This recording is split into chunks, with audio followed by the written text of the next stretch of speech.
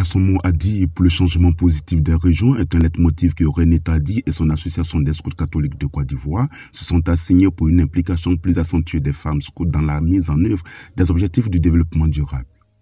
Réunies à Yamoussoukro au centre diocésain du 19 au 21 mars, environ 250 femmes scouts du milieu rural venues de toutes les régions de la Côte d'Ivoire ont porté leur voix à la deuxième édition Kwalou autour des thématiques diverses dont le commissaire national des scouts catholiques de Côte d'Ivoire nous en dit plus. La deuxième édition du Kwalou, Kwalou qui signifie le bon nom en langue Yakuba, programme que nous avons bien voulu mettre en place pour pouvoir tirer les femmes vers le haut, pour pouvoir développer le leadership des femmes, naturellement pour que l'association puisse s'asseoir sur une base pérenne sur des femmes capables de pouvoir exécuter, assurer l'éducation des plus jeunes.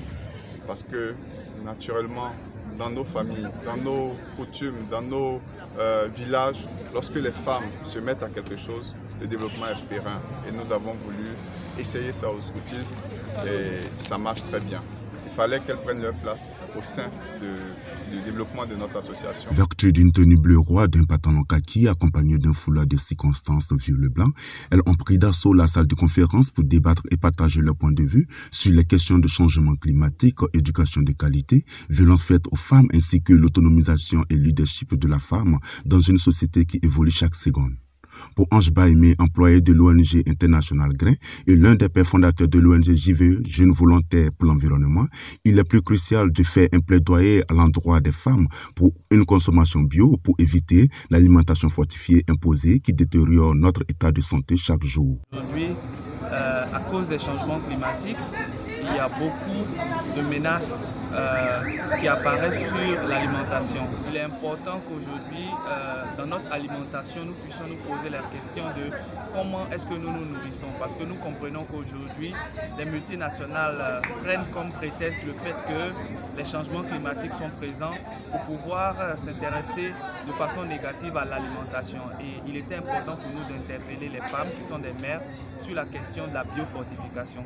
Dans un espace où l'alimentation est en train d'être transformée par les intérêts des multinationales et tout cela a des impacts sur la santé des femmes, sur la santé de ceux qui consomment. Aujourd'hui, comment cette nourriture transformée là apporte aussi des problèmes de diabète, des problèmes d'obésité.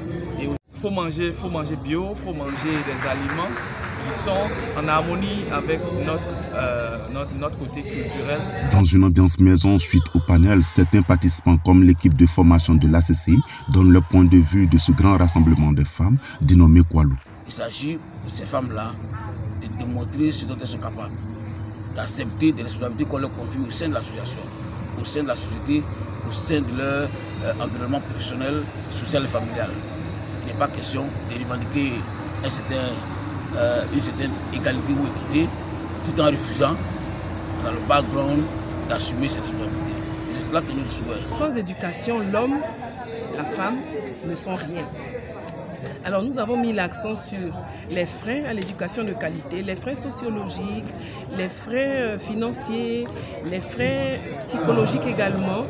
Et nous avons essayé d'apporter des solutions en donnant des astuces à ces jeunes femmes-là pour surmonter les obstacles qu'elles rencontreraient sur leur chemin, afin qu'elles soient là où elles passeront des formatrices de qualité. Moi, le Kwalou, vraiment je ne connaissais pas. Je ne connaissais pas la valeur. Et puis c'est ma première fois.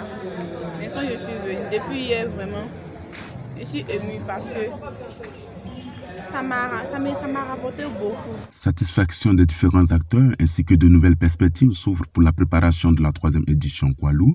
L'ONG JVE compte améliorer sa politique de partenariat avec l'Association des scouts catholiques de Côte d'Ivoire afin de mieux renforcer et contribuer à l'implication effective des femmes scouts du milieu rural aux questions d'alimentation et de changement climatique en Afrique et en Côte d'Ivoire particulièrement.